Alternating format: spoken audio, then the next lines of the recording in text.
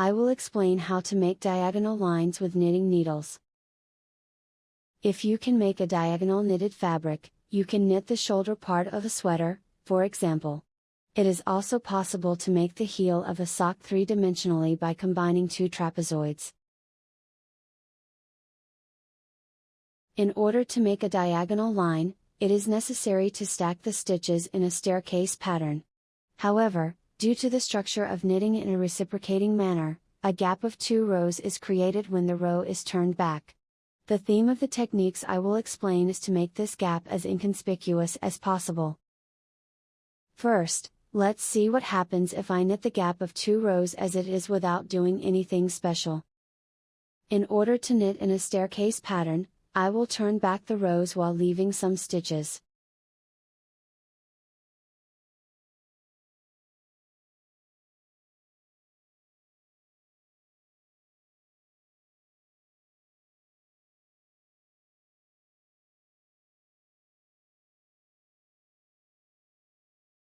The stitches left unknitted does not come off the needle, so it will end up in this state.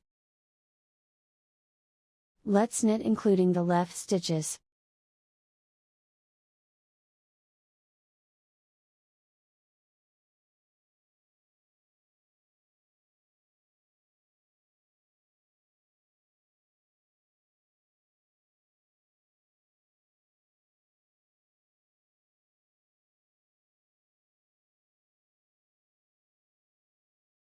It turned out that if nothing was done, there would be such a gap.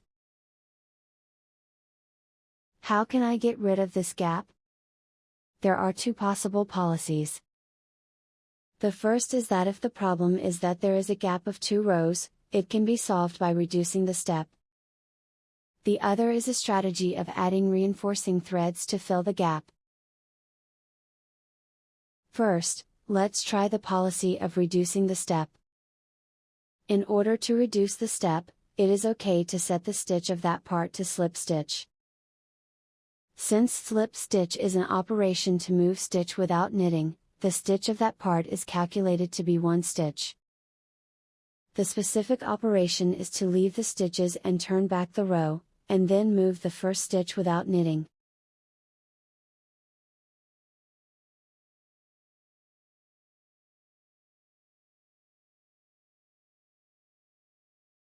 In this way, try knitting in steps as before and check the condition of the gap. The gaps are less noticeable than when nothing was done. However, the size of the slip stitch itself is larger than the normal stitch, so there are still gaps. This is because the knitting method called slip stitch stretches the original stitch. Next, let's try the method of adding thread. There are 2 ways to do this, one with the name wrap and turn and the other with yarn over stitch. Let's start with wrap and turn. In wrap and turn, when turning back the row, wrap the thread around the next stitch and then turn back. When you reach the point where you turn back, slip the next stitch to the right needle. Then put the thread on the front side of the knitted fabric and put back the transferred stitch. The thread is coming out between the 2 stitches. In this way, I wrap the thread around the stitch, turn the knitted fabric over, and knit the next row. I slip the stitch when wrapping the thread, but since I immediately put it back, the height of the stitch has not changed.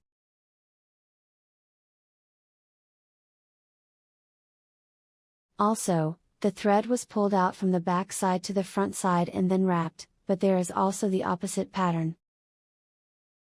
In that case, first put out the thread to the front side and slip the stitch.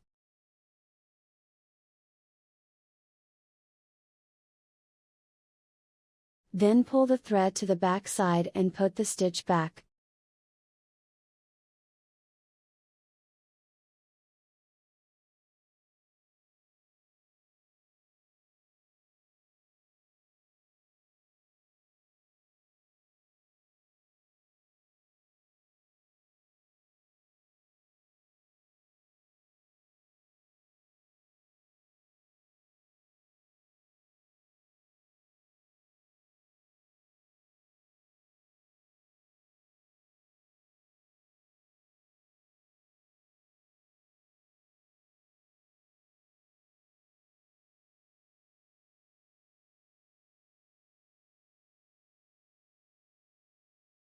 Let's see how the knitted fabric makes a difference depending on how the thread is wrapped. I knitted in a staircase pattern with both wrapping methods. I will eliminate the gap from here. In either case, when you come to the place where you wrapped, knit the thread and the stitch which wrap together.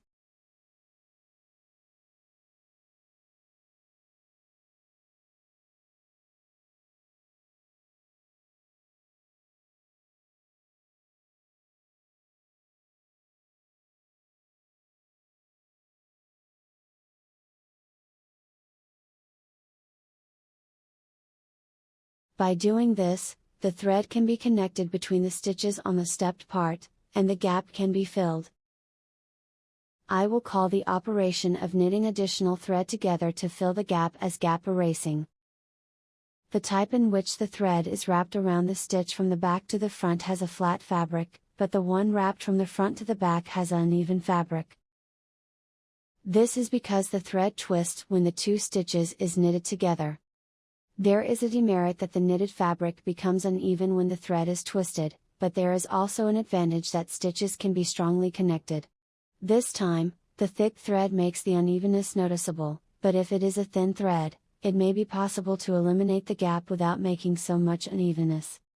Whether you place importance on flat knitted fabrics or no gaps, which wrapping method is better depends on the work and thread, so please consider it on a case-by-case basis. In this explanation, the type of wrap and turn that twists the thread will be called twisted wrap and turn to distinguish it from the non-twisted wrap and turn. By the way, in the explanations so far, only the diagonal line from the lower left to the upper right has been given as an example. But of course you can also make diagonal lines from the bottom right to the top left. In this case, while looking at the back side, knit to the turning point, wrap the thread and return while looking at the front side.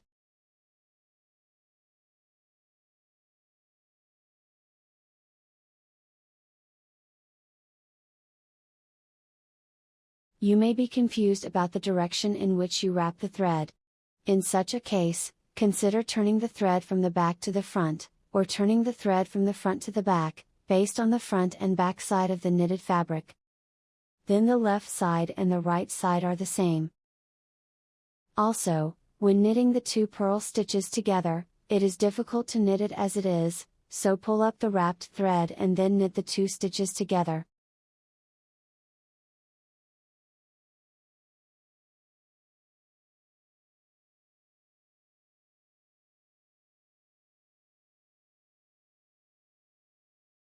Up to this point, I have created a stepped triangular line while leaving stitches, but you can also create an inverted triangular line.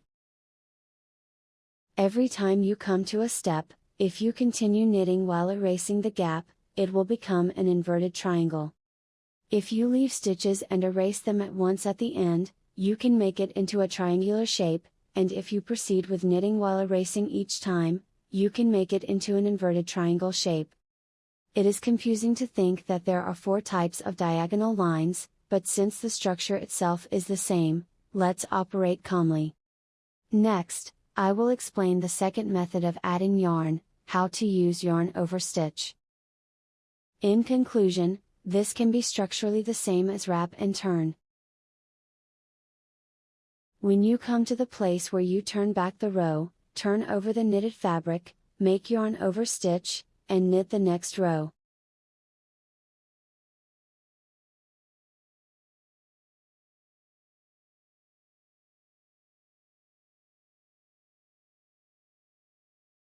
When erasing the gap, knit yarn over stitch and the next stitch together.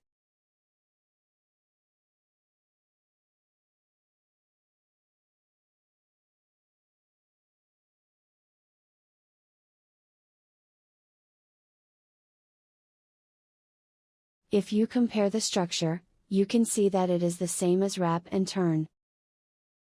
Depending on whether the added thread is hung on the needle as yarn over stitch or wrapped around stitch, both will have the same structure when the two stitches are knitted together. It is important to note the operation on the right side of the knitted fabric.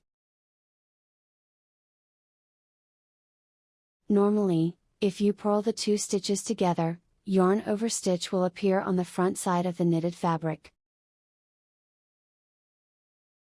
Therefore, here you have to change the order of the two stitches before knitting together.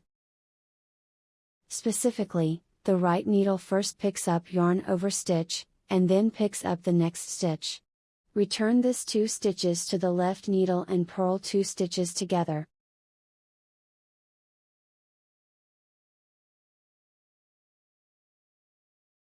The yarn over stitch is now on the back of the knitted fabric. Comparing the left and right sides of the knitted fabric, one side of the thread on the back is loose.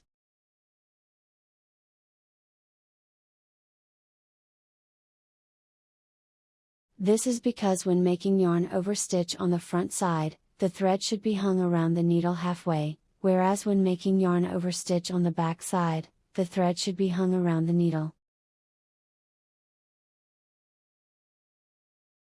The method of yarn over stitch is superior in that it does not take time to wrap the thread, and wrap and turn is superior in that it is easy to even out the left and right sides on the back of the knitted fabric. So far, I have explained how to reduce the step by making slip stitch and how to fill the gap by adding thread. Wouldn't it be possible to create a smoother diagonal line by combining these two methods? There are two methods called Japanese short rows and German short rows. Both have the common point of making slip stitch. On top of that, the structural difference is whether yarn over stitch is knitted with the next stitch together, or it is knitted with the slip stitch together. Let's take a look at Japanese short rows first. When you come to the turning point, turn the knitted fabric over, first make yarn over stitch, then slip stitch, and knit the next row.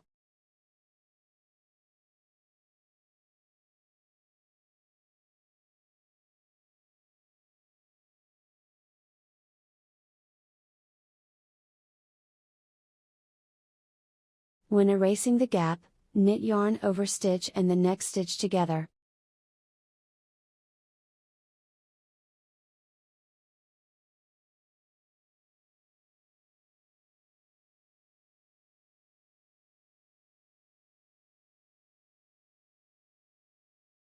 Similarly on the other side, knit yarn over stitch and then slip stitch.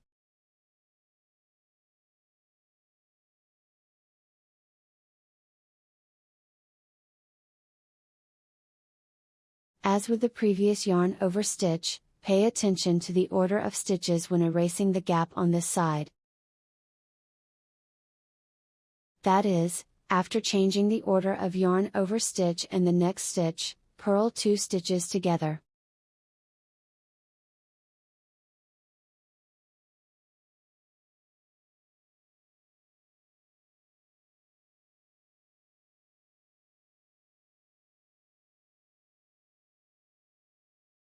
The front and back sides are in this state.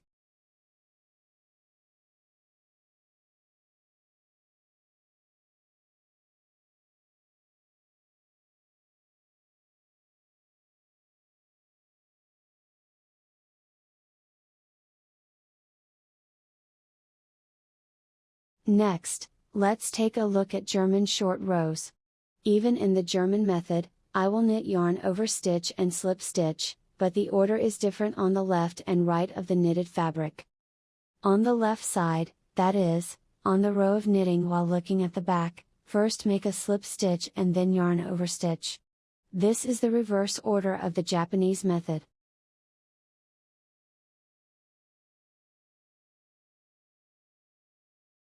On the right side, that is, on the row of knitting while looking at the front, first make yarn over stitch and then slip stitch, as in the Japanese method.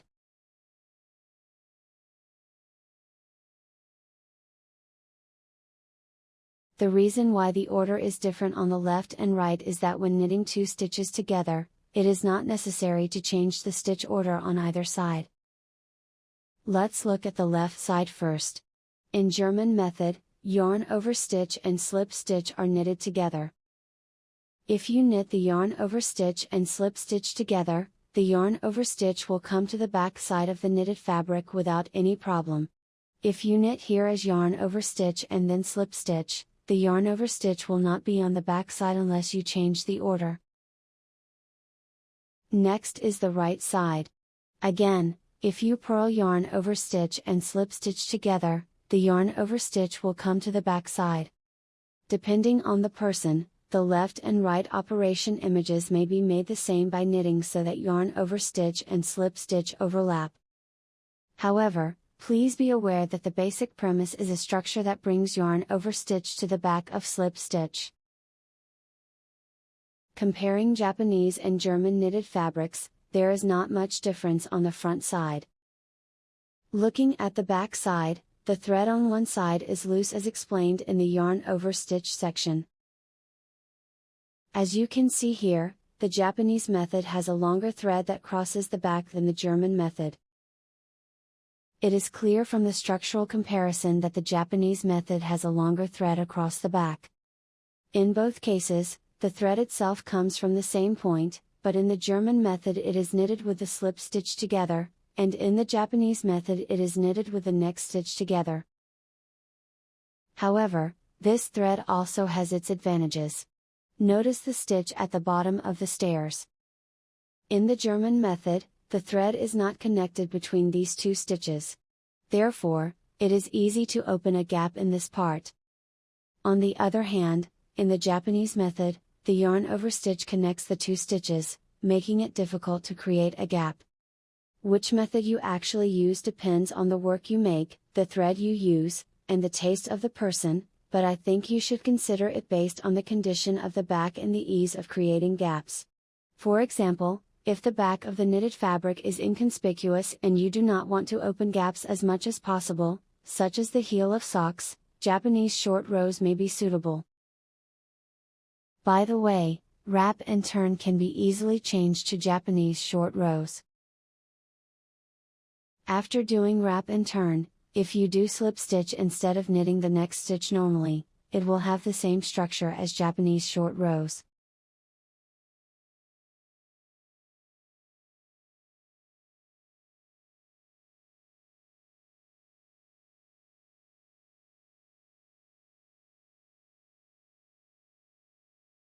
Wrapping a thread in wrap and turn was the same as making yarn over stitch. So if you set the next stitch to slip stitch, it will be Japanese short rows. The above is the explanation of how to make a diagonal knitted fabric. There are slip stitch as a method to reduce the step, wrap and turn or yarn over stitch as a method to eliminate the gap, and Japanese short rows and German short rows as a combination of both. And if you understand that the wrap and turn and yarn over methods are structurally the same, and wrap and turn in Japanese short rows will be the same if you add slip stitch to wrap and turn, this course is complete. Thank you for your viewing.